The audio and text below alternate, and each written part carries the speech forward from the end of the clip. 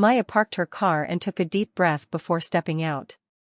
The golden glow of her mother-in-law's house spilled out onto the driveway, warm and inviting. Inside, laughter floated through the air, and the scent of roasted garlic and fresh bread wrapped around her like a blanket. When she stepped through the door, she was greeted by the cheerful chaos of family, kids running through the living room, cousins catching up over wine, and her mother-in-law standing proudly at the dining table, where a row of elegant dinner boxes waited. Each one was carefully decorated with ribbons and tiny sprigs of rosemary tied to the top. Handwritten name tags in gold ink made them look almost too beautiful to open. "Look, Maya," her sister-in-law called, lifting her own box with excitement. "Mom had everyone's favorites made. Mine's got my favorite pesto pasta." One by one, family members opened their boxes, exclaiming over the thoughtful choices inside. Gluten-free options, vegan treats, kid-friendly snacks. The room buzzed with gratitude and delight. Maya's smile never faltered as she scanned the table, searching for hers.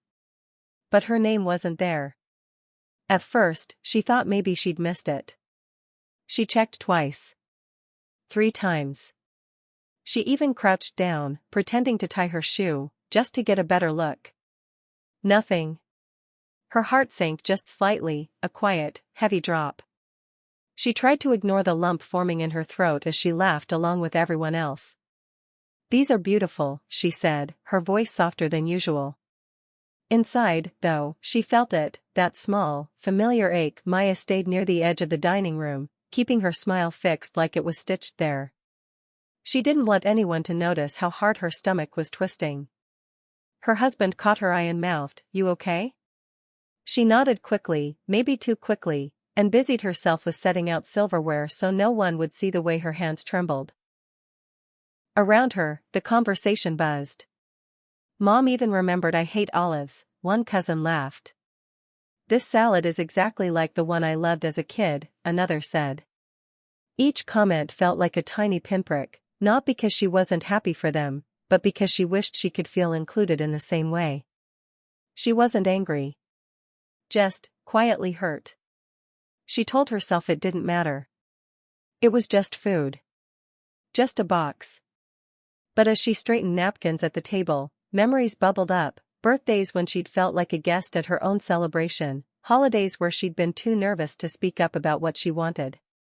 This wasn't just about dinner. It was about belonging. She caught her reflection in the dining room mirror, smiling politely, looking perfectly fine. No one could tell she felt small. Invisible. Maya took a deep breath, willing herself to stay present, to be grateful for the family she had, even if she didn't fully feel like part of it yet. When dinner was finally served, Maya sat quietly, nibbling at the breadbasket. She laughed when someone told a joke, asked the kids about school, but her heart wasn't really there. Halfway through the meal, she felt the weight of the room closing in, the chatter, the clinking glasses, the cheerful chaos, and excused herself with a soft, "I just need some air." Outside, the night was still and cool, a welcome contrast to the warmth of the house. Maya wrapped her arms around herself and breathed deeply, trying to release the ache sitting heavy in her chest. That's when she noticed it. On a bench near the porch, partly hidden under a folded blanket, was a small, plain cardboard box. No ribbons, no golden lettering, no fancy decorations, just simple, brown cardboard. Curious, she picked it up. It was light, almost empty. She lifted the lid and found a single folded piece of paper inside. Her hands hesitated before opening it. Inside, in her mother-in-law's careful handwriting, were the words, "Maya, I didn't know what to put in your box, not because you don't belong, but because I wanted to ask you what would make you feel at home here. I didn't want to guess. This box is yours to fill with whatever makes you happiest. Can we do that together?" Maya read the note twice, her throat tightening. Suddenly, the plain little box wasn't empty at all, it was full of something she hadn't expected, an invitation. For the first time all evening, Maya felt her chest loosen, her heart soften. She wasn't being left out. She was being asked to take part. Maya held the little box against her chest for a moment, letting the cool night air calm her racing thoughts. Then, with a deep breath, she turned and walked back inside. The chatter in the dining room softened as she entered.